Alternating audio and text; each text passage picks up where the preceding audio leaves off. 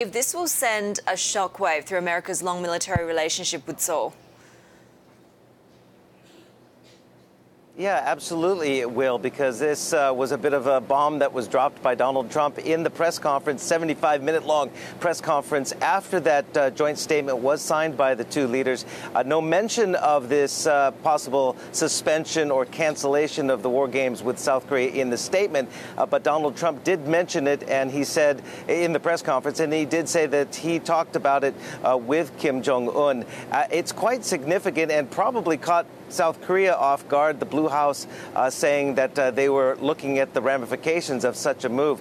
Keep in mind, there's an estimated 30,000, Donald Trump said 32,000 U.S. soldiers in South Korea. They have just completed in the last couple of years a major expansion down at Camp Humphreys, $11 billion U.S. dollar expansion, paid largely, I might add, by the South Koreans in Pyeongtaek, south of Seoul, with the capability of housing some 45,000 U.S. soldiers. So this is a major move or concession, if you will, by the United States, because that's what the North Koreans have long said. They want the U.S. South Korean war games to stop.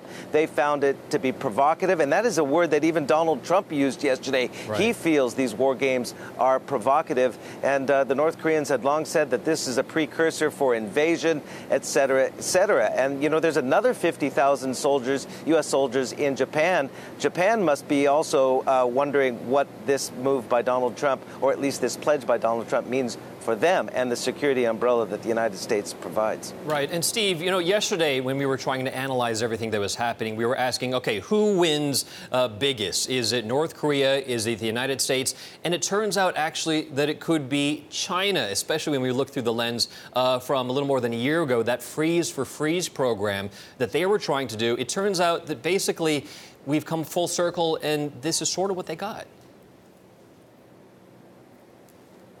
I think China must be ecstatic after this summit because, again, the North Koreans, what did they give up? They got the summit that they wanted. They got the legitimacy. And then they got the U.S. president in that press conference to say that they're going to stop the war games on the border. And this is what China wants. Of course, China wants a de-escalation of tension. China does not necessarily want a nuclear power on their border, but they do not want U.S. soldiers as well on the border as well, or near the border in their region. They want the status quo on that, and they got that.